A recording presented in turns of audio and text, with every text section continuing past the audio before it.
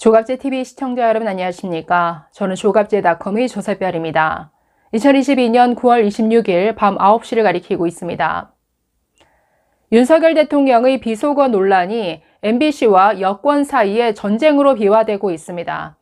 자, 오늘 국민의힘은 일제히 MBC의 허위 방송이다, 매국 행위다, 제2의 광우병 선동이다 라면서 비판하고 나섰는데 자, 과연 이번 사건이 MBC의 조작, 선동인지 한번 따져보도록 하겠습니다. 자, 여러분 MBC 이름만 들어도 지긋지긋하시죠? 조작, 선동기관이라 불러도 무방할 텐데 잘 아시는 광우병 선동은 두말하면 입 아플 정도입니다.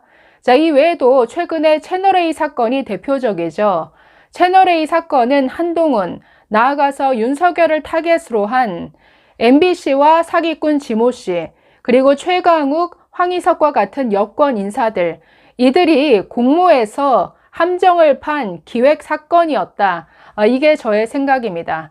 자, 그런 MBC가 이번 사건도 조작, 선동한 것 아니냐 이런 의심이 당연히 들 수밖에 없죠. 자, 그러면 하나하나 좀 따져봤습니다. 시간대별로 살펴봤는데 먼저 현장에서 촬영된 영상이 기자단에게 공유된 시점, 그리고 이 영상이 찌라시 형태로 SNS에 퍼진 시점, 그리고 MBC를 필두로 해서 모든 언론사가 이 문제를 보도하기 시작한 시점, 그리고 그 이후에 한참 지난 이 대통령실의 해명까지 자, 그 모든 과정들을 살펴본 결과 저의 결론은 이렇습니다.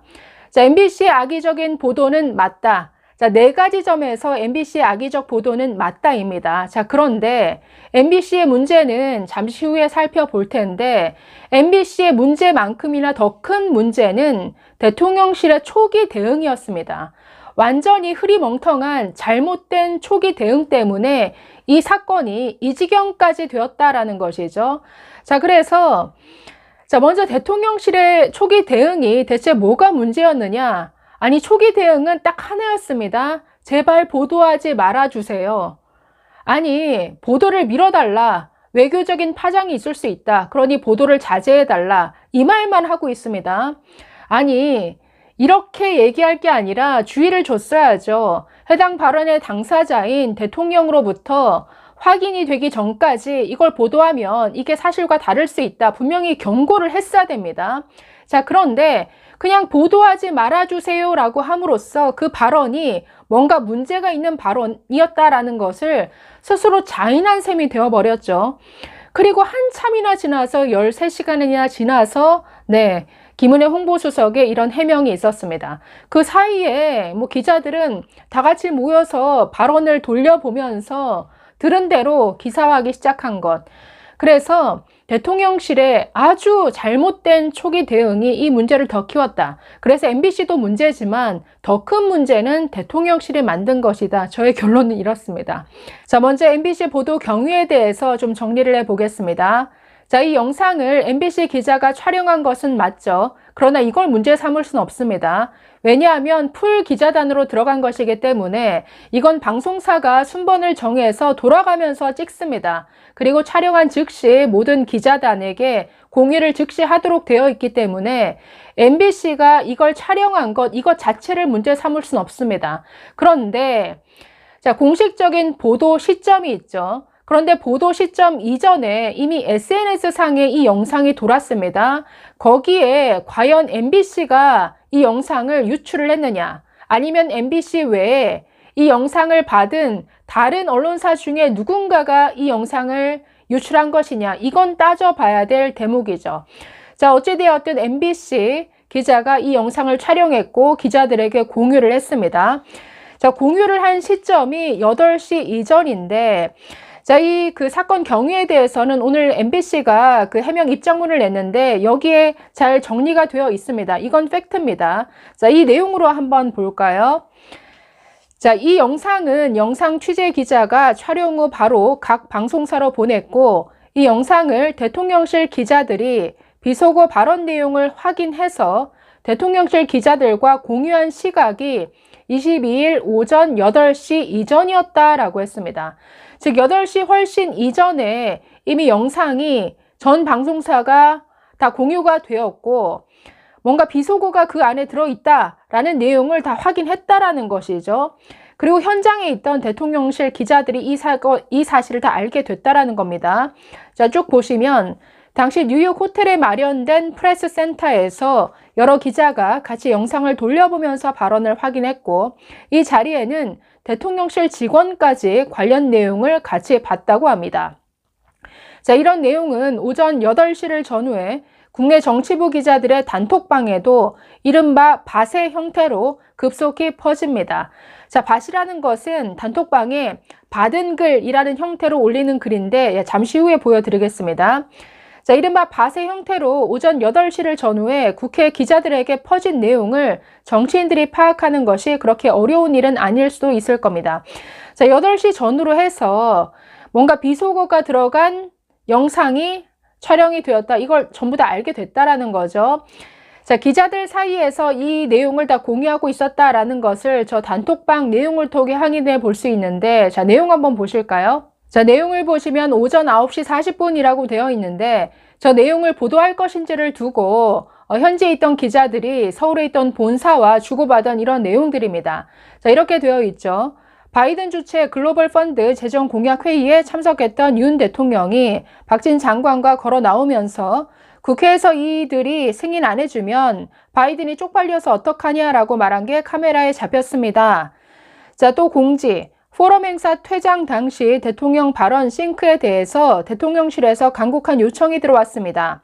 반장님들께서 그 이유도 이미 아시고 예상도 하셨으리라 생각됩니다. 취지는 공식 석상이 아니었고 오해의 소지가 있는 데다 외교상 부담이 될 수도 있다는 내용입니다. 자, 일단 반장님들 의견부터 듣는 게 맞는 것 같아 말씀드립니다. 뭐 이런 내용인데, 자, 기자들 사이에 공유된 내용이 9시 40분인데, 자, 이미 이 대화가 오가고 나서 바로 10시부터 이제 보도가 나오기 시작하죠. 이 전에 이미 SNS 상에 상당히 이 영상이 퍼져 있었습니다. 그래서 그걸 보고 대통령실에 이런 간곡한 요청이 있었지만 우린 보도하겠다, 이런 분위기로 흘러간 것이죠. 아까 먼저 본 내용에도 나오지만 관련 영상을 기자들과 함께 대통령실 직원까지도 현장에서 봤다라고 합니다. 보고 나서 보도하지 말아주세요가 아니라 저 발언이 그런 의미가 아닐 수 있으니 보도에 조심해라, 사실과 다를 수 있다, 이걸 경고를 했었어야죠. 그래서 분명한 대통령의 어떤 발언에 대한 확인이 나오기까지 안 하는 게 좋을 거다, 이런 식의 해명을 했어야지. 자, 8시 전후로 해서 다 알게 되는데 이미 8시부터 9시 사이에 SNS에 이미 퍼졌습니다. 그래서 기자들도 그걸 보고 본사랑 협의를 한 다음에 대통령실에서 이렇게 요청을 하지만 우리는 보도해야겠습니다. 자, 그래서 MBC부터 이 보도를 하기 시작한 거죠. 그게 지금 이렇게 퍼져서 이 난리가 나는 상황이 되어 버렸습니다. 자, 그러면 MBC의 문제는 뭐냐? MBC의 보도가 왜 악의적 보도냐? 자, 4가지 점에서 그렇습니다. 자, 첫 번째, 왜 자막을 그렇게 붙였냐라는 것이죠. 자, 여러분 영상 들어보시면 다 매번 다르게 들리죠.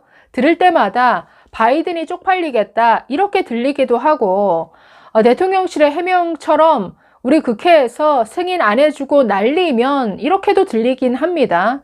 그 볼륨을 어떻게 조절하느냐에 따라서, 영상 종류에 따라서, 또 플레이하는 그 기기에 따라서 다 다르게 들립니다.